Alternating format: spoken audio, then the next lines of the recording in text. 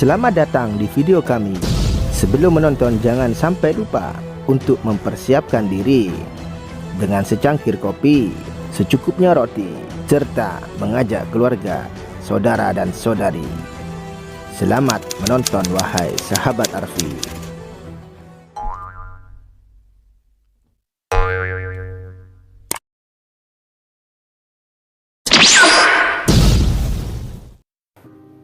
Pondok Pesantren Sidogiri merupakan salah satu pondok pesantren yang sudah berusia hampir 300 tahun. Pondok pesantren ini banyak melahirkan generasi-generasi hebat yang tersebar di berbagai wilayah. Bahkan di berbagai media banyak yang mengungkapkan bahwasanya Pondok Pesantren Sidogiri merupakan pondok pesantren terbesar yang berada di Indonesia. Akan tetapi, kebesaran pondok pesantren ini tidak akan pernah lepas dari perjuangan para pendirinya. Dalam video kali ini, kami akan mengupas tuntas tentang profil dan perjuangan pendiri Pondok Pesantren Sidogiri. Tapi sebelumnya, jangan lupa untuk tonton terus video kami dan klik tombol subscribe serta aktifkan lonceng notifikasinya agar kalian tidak ketinggalan informasi-informasi terbaru. Semoga video ini bisa menambah wawasan kita dan menambah kecintaan kita terhadap pondok pesantren. Selamat menyaksikan. Sayyid Sulaiman lahir sekitar tahun 1571 Masehi. Beliau merupakan putra kedua dari pasangan Sayyid Abdurrahman dengan Syarifah Khadijah, cucu Raden Syarif Hidayatullah atau yang dikenal dengan sebutan Sunan Gunung Jati. Saudara-saudara beliau diantaranya adalah Sayyid Abdurrahim, terkenal dengan sebutan Mbah Arif Segoropuro Pasuruan, dan Sayyid Abdul Karim. Selama Sayyid Sulaiman tinggal di kota Solo atau yang disebut dengan kota Surakarta, beliau terkenal dengan sosok yang sakti. Kesaktiannya pun yang sudah masyhur itu mengundang rasa iri seorang raja dari Mataram. Sang raja ingin membuktikan kesaktian Sayyid, maka diundanglah beliau ke keraton. Saat itu di istana sedang berlangsung pesta pernikahan putri bungsu sang raja. Sayyid Sulaiman dipanggil menghadap untuk memeriahkan pesta pernikahan putri bungsunya ini. Raja meminta agar Sayyid memperagakan pertunjukan yang tak pernah diperagakan oleh siapapun. Sulaiman, Anda ini orang sakti.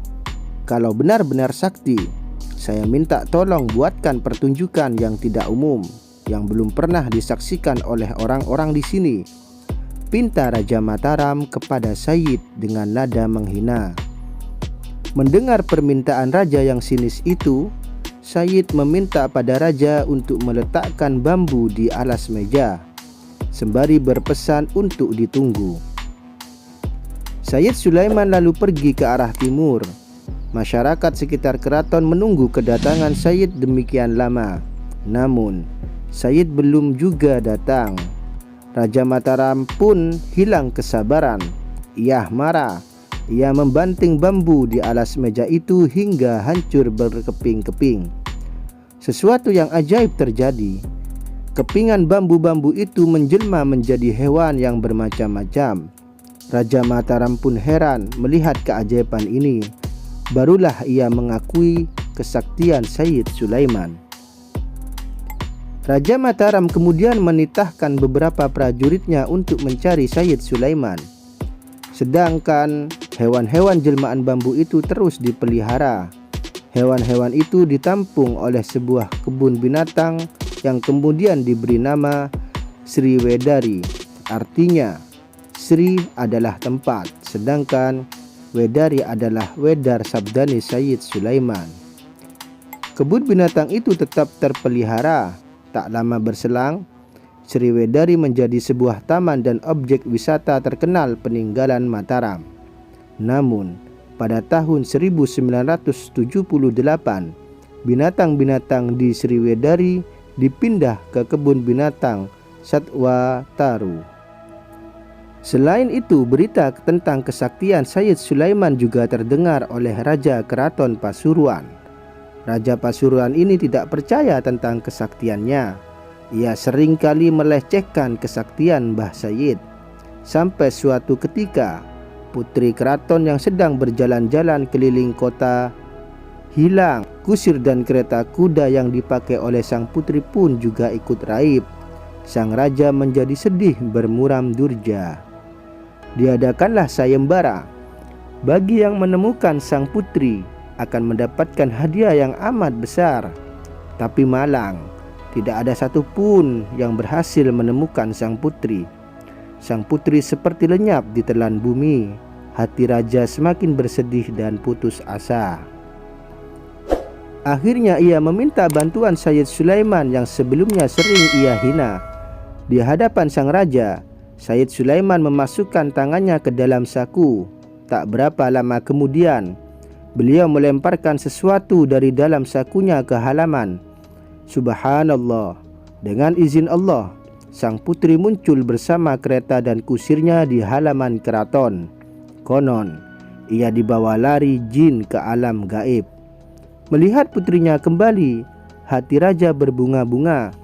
Ia gembira alang kepalang dan meminta agar Sayyid Sulaiman menikahi putrinya sebagai tanda ucapan terima kasih atas jasanya. Namun, Mbah Sayyid menolak. Beliau memilih kembali ke Kanigoro. Kabar kekeramatan Mbah Sayyid di Pasuruan terdengar kembali ke Keraton Mataram, Solo. Raja Mataram mengutus salah satu adipatinya untuk memanggil Mbah Sayyid di Pasuruan. Setibanya di Pasuruan, adipati tersebut mengajak Mbah Sayyid untuk memenuhi panggilan raja. Mbah Sayyid bermaksud memenuhi panggilan ini. Bersama 3 orang santrinya, Mbah Jailani, Tulangan Sidoarjo, Ahmad Surahim bin Untung Suropati, dan Sayyid Hazam, putranya sendiri. Beliau berangkat ke Solo. Di keraton, Raja Mataram mengumpulkan pembesar-pembesar kerajaan. Ia menyiapkan jamuan besar-besaran yang betul-betul mewah. Namun, ada yang terasa janggal di hati Mbah Sayyid. Ada 3 keris pusaka yang diletakkan di alas cowek yang ada sambalnya ketika mereka sedang makan bersama-sama. Sayyid Sulaiman heran melihat keris di depannya itu. Beliau berbisik kepada santrinya, "Nak, kalian lupa tidak memakan sayur kacang ini. Ayo dimakan masing-masing 1. Perintah Sayyid Sulaiman. "Oh iya Mbah," jawab mereka serentak. 3 buah keris itu pun habis dimakan seperti halnya makan sayur kacang-kacangan. Semua yang hadir terhenyak. Kalau muridnya saja seperti ini, apalagi gurunya, guman mereka kagum.